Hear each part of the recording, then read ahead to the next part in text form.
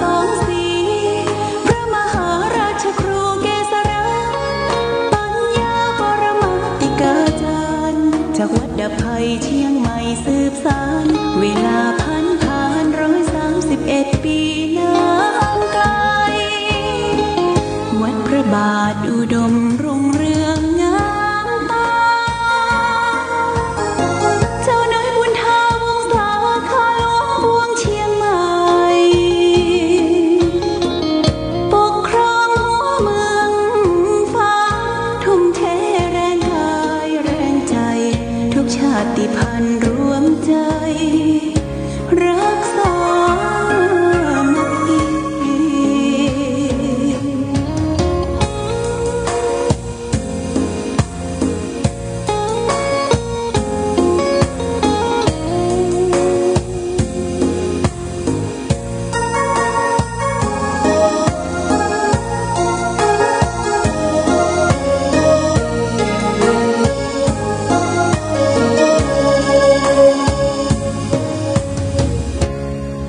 ก่อนเป็นวัดร้างโบราณสืบสาน2524พระมหาราชครูเกษราปัญญาปรมาติกาจารย์จากวัดดับภัยเชียงใหม่สืบสานเวลาผ่าน131 ปีนานไกลวัดพระบาทอุดมรุ่งเรืองงามตาเจ้านายบุญธาวงศาข้าหลวงพวงเชียงใหม่ปกครองหัวเมืองฟ้าทุ่มเทแรงกายแรงใจทุกชาติพันธุ์รวมใจรักษามัคคี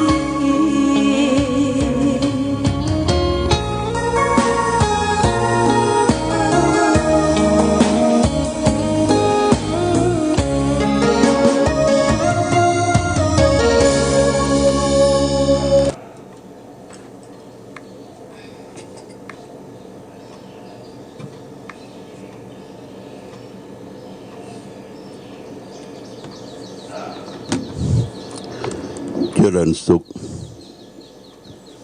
ศรัทธาสาธุชน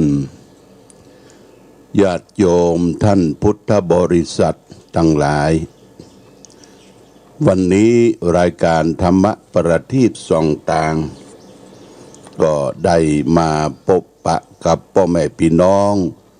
ศรัทธาสาธุชนญาติโยมแห่งครั้งนิ่งวันนี้เป็นวันศุกร์ที่24เดือนกันยายนพุทธศักราช2564ซึ่งตรงกับเดือน12เหนือเดือน10ใต้แรม3ค่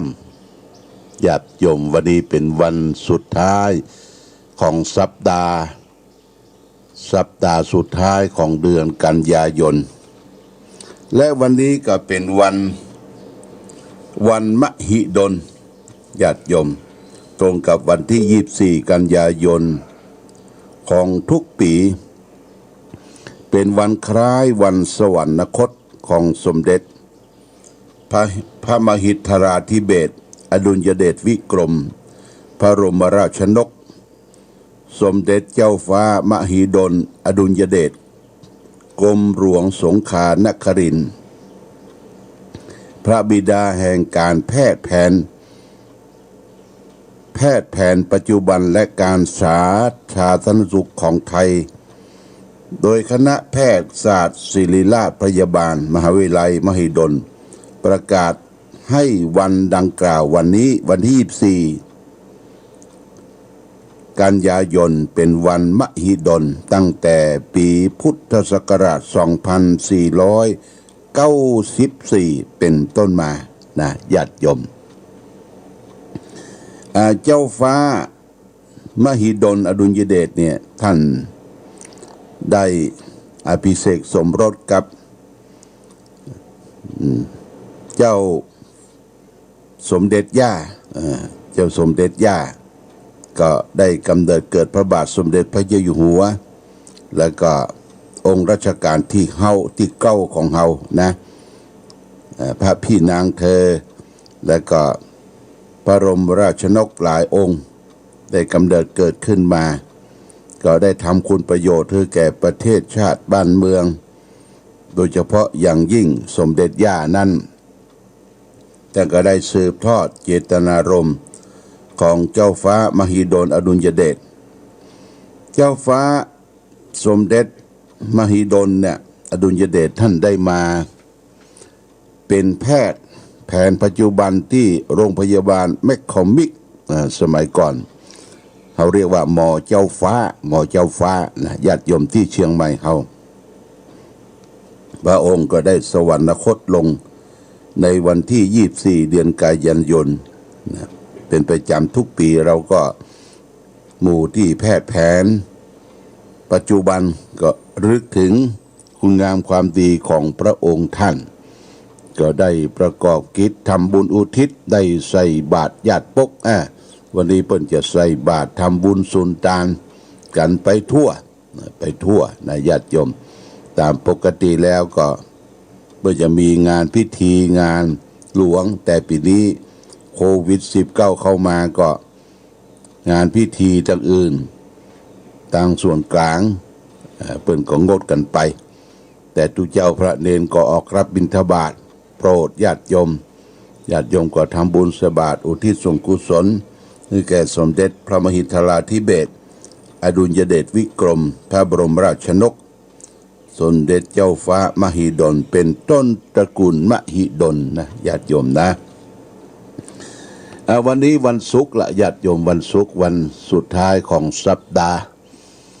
ภาคเจ้านี่ก็ได้มาพบกัน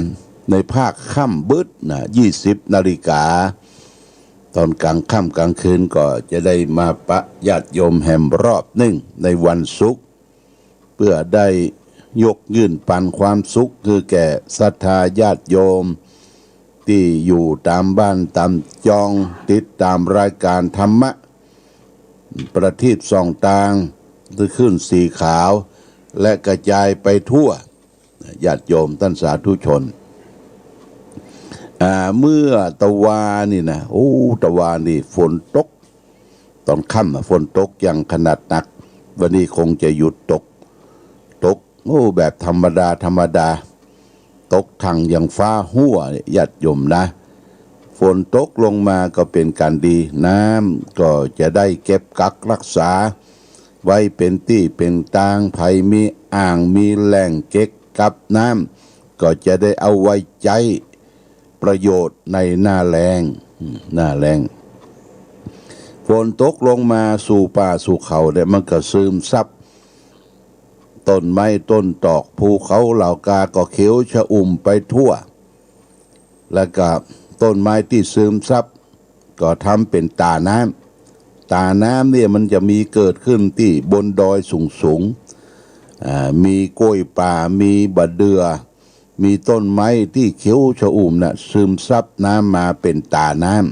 ำต้นน้ำญาติโยมนะต้นน้ำตาน้ำก็ไหลกันมาไหลหอมกันมาหลายเส้นหลายสายก็เป็นแม่น้ำใหญ่อย่างแม่น้ำฝางแม่น้ำใจแม่น้ำมาวที่เฮาใจประโยชน์ถึงวันเนี่ยน้ำเป็นปัจจัยสำคัญสำหรับชีวิตมนุษย์คนเฮาถ้าเฮาขาดน้ำเมื่อใดมนุษย์โลกเนี่ยก็จะอยู่บ่ได้ญาติโยมนะน้ำถึงเป็นใจสำคัญเข้าปลาอาหารอย่างอื่นก็พอทุเลาแต่ว่าขาดน้ำสัก3 วัน5 วัน7 วันนี่ทนทุกข์ทรมานร่างกายลำบากบ่มีน้ำที่จะไปหล่อเลี้ยงร่างกายตัวเฮานี่ก็มันมีธาตุ4ญาติโยมนะธาตุ4ธาตุดินธาตุน้ำธาตุไฟธาตุลมอยู่ในตัวตนคนเฮาดินน้ำลมไฟเนี่ยธาตุอันใดเป็นลักษณะแข็งเข้มแข็งในตัวเฮาเนี่ยตั้งแต่ผมขนเล็บฟันหนังเนื้อเอ็นกระดูกเยื่อในกระดูกม้ามหัวใจตับพังผืดไส้ใหญ่ไส้น้อยอาหารไม่อาหารเก่านี่เรียกว่าเป็นปฐวีธาตุคือธาตุดินของแข็ง และส่วนที่เป็นของเหลวเรียกว่าอาโปธาตุในตัวเฮาเนี่ยมีธาตุน้ำธาตุน้ำมีของเหลวทั้งหมดตั้งแต่ดีสเลดน้องเลือดเหงื่อมันข้นเปลวมันน้ำลายน้ำมูดไข่ข้อมุดมีเป็นอาโปธาตุคือของเหลวในตัวเฮาธาตุต่อไปก็คือธาตุลมลมพัดขึ้นเบื้องบนลมพัดลมเบื้องต่ำลมในท้องลมในไส้ลมพัดไปตามตัวลมหายใจของเฮานี่ก็มีธาตุลมนะมีลมอยู่ในตัวเฮาเนี่ยและธาตุต่อไฟธาตุต่อไปก็คือธาตุไฟไฟยังกายให้อบอุ่นไฟยังกายให้กระวนกระวายไฟที่เผาอาหารให้ย่อยญาติโยมดินน้ำลมไฟอยู่ในตัวเฮาถ้าธาตุอันใดมันกร่อนมันก่อนมันซึกมันหล่อไปตัวเฮาก็บ่ค่อยสบายญาติโยมนะบ่ค่อยสบายเช่นว่าร่างกายเฮาเนี่ยเฮาไปทำลายมันไปทำลายไปทำให้เลือดตกยังออกเป็นพงเป็นแผลแล้วโอ้อยู่บ่ได้ก็ต้องตายเพราะว่าธาตุมันจะเสียไปละธาตุดินก็จะเสียไปของแข็งในร่างกายธาตุน้ำเลือดเฮาก็ตกไปเสียไปนะธาตุลมก็เหมือนกันลมนี่เป็นธาตุสำคัญที่สุดญาติโยมนะลมนี่เป็นธาตุสำคัญที่สุดหมดลมเรียกว่าหมดเรื่องคนเฮามีลมนะถึงวันถึงมีเรื่องกันนะญาติโยมหมดลมหมดเรื่องในตัวเฮานี่มีลมลมดีเรียกว่าอิทธารมณ์คืออารมณ์ที่น่าปรารถนาถ้าอารมณ์บดีเรียกว่าอนิถารมณ์คืออารมณ์ที่บ่น่าปรารถนาลมดีเรียกว่าอารมณ์จอยถ้าอารมณ์บดีอารมณ์บ่จอยลมบ่จอยเนี่ยไผจะมาอู้ใกล้หูนี่ลมบ่จอยหน้าบุดหน้าบิ้วนี่อารมณ์คนเฮาหมดลมเมื่อใดก็ถ้าสิ้นลมหายใจเมื่อใดเฮาก็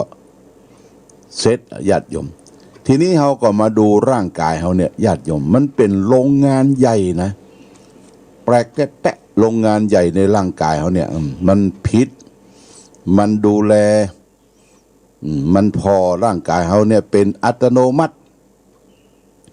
ระบบหายใจเนี่ยมันหัวใจมันจะเต้นอยู่ตลอดเวลาสูบฉีดโลหิตไปเลี้ยงร่างกายเฮาทีนี้ร่างกายเฮาก็ต้องการอาหารอาหารที่เฮารับประทานลงไปเนี่ยอาหารอันใดที่มีประโยชน์ต่อร่างกายโรงงานใหญ่ในร่างกายมันก็แยกนะญาติโยมแยกอันนี้ไปบำรุงสมองอันนี้เป็นการบำรุงเลือดอันนี้เป็นการบำรุงแข้งขาเนื้อหนังมังสังผิวพรรณวรรณะ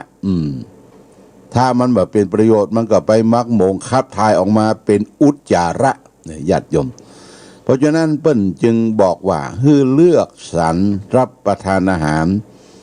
ที่ดีที่มีประโยชน์ต่อร่างกายถ้าไปทำลายร่างกายเนี่ยญาติโยมไปทำลายมันเช่นว่าไปกินเหล้านักๆไปกินยาไปกินบุหรี่อันนี้ไปทำลายร่างกายไปทำร้ายร่างกายมันมาหูอีโนยเนี่ยมันไปเสียดสีไปทำลายปอดทำลายตับทำอย่างบางคนนี่พร้อมไอแคก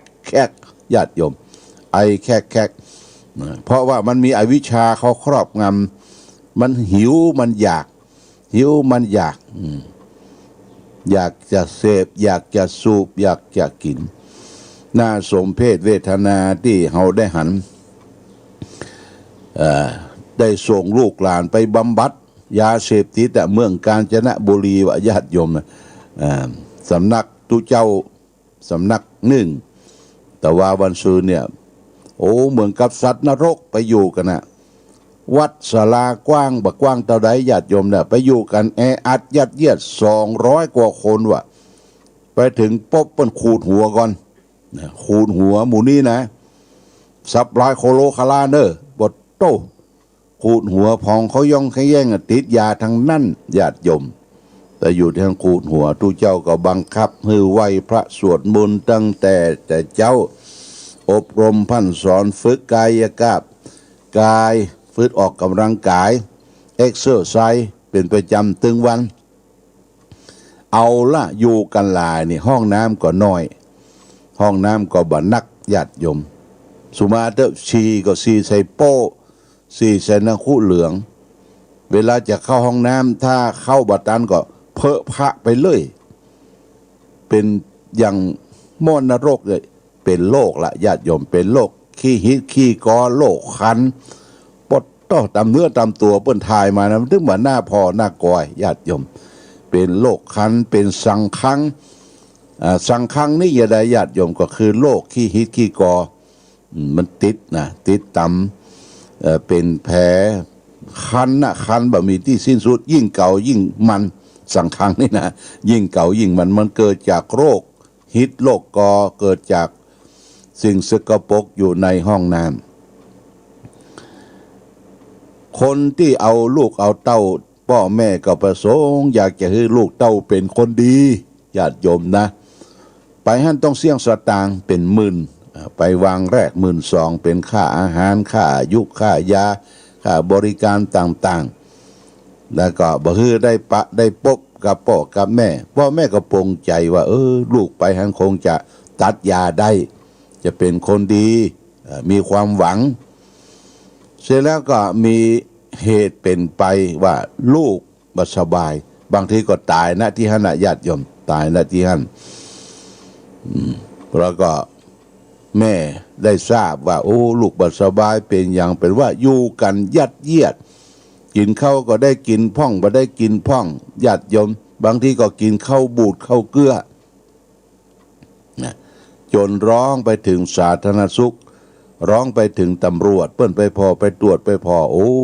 อยู่บ่ได้นะอยู่บ่ได้เปิ้นก็ไปเอาออกละเอาไปอยู่ที่เขาชนไก่เขาชนไก่เมืองกาญจนบุรีเป็นค่ายของทหารนะทหารที่ท่านก็กว้างขวางนะกว้างขวางเนี่ย